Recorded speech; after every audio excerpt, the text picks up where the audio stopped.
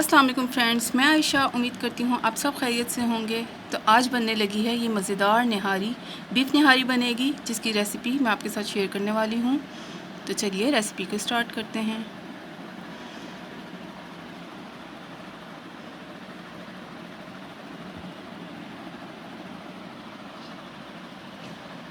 हाँ, मैंने गरम ऑयल में थोड़ी सी काली मिर्च ऐड कर ली है, साथ सौंफ ऐड कर ली है,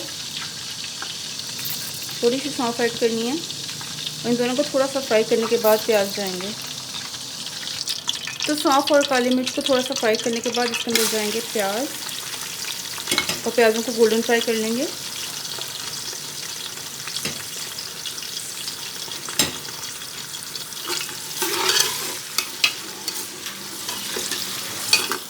तो यहाँ जैसे ही प्याज गोल्डन होने शुरू होंगे, इसमें डाल दूँगी गोश्त। तो यहाँ मैंने आधा बॉन्ग का गोश्त लिया है और आधा मैं सादा गोश्त साफ़ वाला यूज़ कर रही हूँ।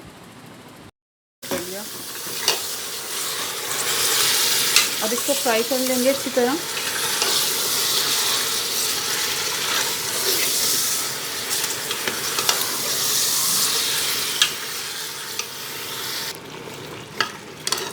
कुछ देर गोश्त को फ्राई करने के बाद इसके अंदर ऐड कर दूँगी जायफल, जावित्री है, 2 छोटी इलायची हैं, ज़ीरा है, बादियान का फूल है। तो गोश्त को कुछ देर फ्राई करने के बाद इसके अंदर चला जाएगा अदरक और लहसुन का पेस्ट।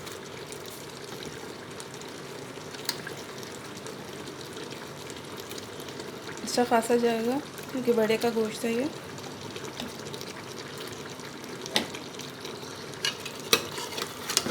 इसे भी फ्राई कर लेते हैं।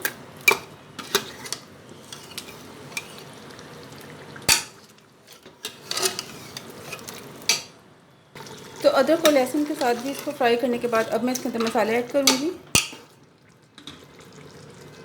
मसालों में मैंने 1 पैकेट से कम लिया है निहारी मसाला।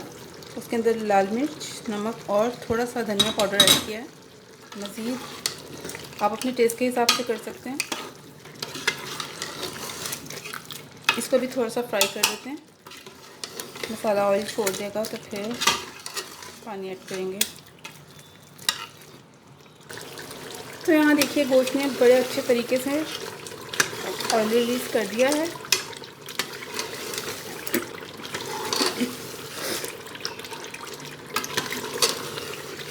बस अब मैं इसके अंदर इतना पानी ऐड करूँगी जितने में ये गोश्त मतलब गल जाए, गलने जितना करूँगी और बाकी जितना मुझे चाहिए होगा वो इसके बाद जब ये गल जाएगा तब देखेंगे।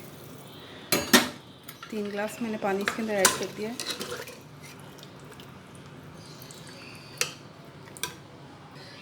तो यहाँ 3 गिलास मुझे कम लग रहा था, मैं इसके अंदर 1 गिलास और ऐड करके बस इसको प्रेशर लगा दूँगी ताकि ये गल जाए।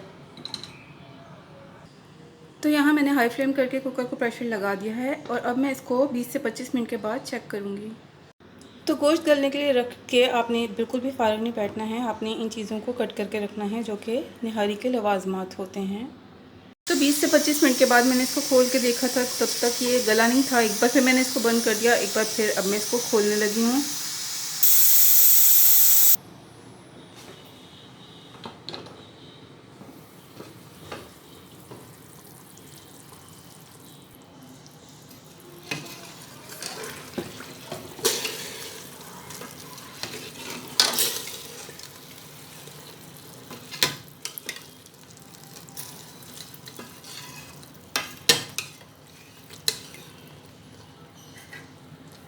यहाँ चेक कर लेते हैं, ये देखिए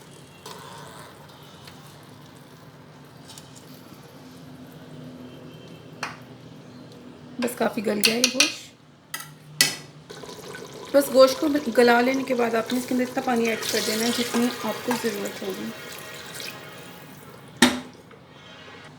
तो पानी मैंने ऐड कर दिया है और अब मैं इसको बॉईल करूँगी अच्छी तरह। जब इसमें बॉईल आने लगेंगे तो फिर इसके बाद इसके अंदर आटा ऐड करेंगे। तो जैसे ही इसके अंदर अच्छी तरह बॉईल आ जाए तो इसके साथ हमने सारा ऑयल इसके अंदर से निकाल के सेपरेट कर लेना है। तो यहाँ मैंने अच्छा खासा ऑयल उसके अंदर से रिमूव कर लिया है। एक तरफ मैंने बघार के लिए फ्राई करने रख दिए हैं प्याज और अब निहारी में ऐड करूँगी आटा। तो आटा इसके अंदर थोड़ा थोड़ा करके ऐड करेंगे ताकि इसकी गुठलियाँ ना बने। और मैंने इसको ग्राइंडर में डाल के ग्राइंड कर लिया था अच्छी तरह, ताकि ये बहुत अच्छी तरह से मिक्स हो जाए।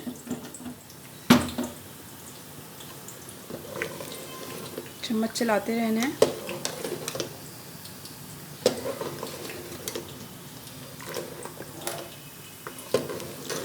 और आपको जितनी थिक चाहिए होगी उस हिसाब से आटा ऐड कर लेना है। आटा मिक्स करके भी इसे 10 मिनट के लिए पका लेंगे। तो यहाँ मेरा आटा भी अच्छे से पक गया है और यहाँ भगार भी अच्छे से रेडी हो गया है। तो बस अब इसको भगाड़ देते हैं।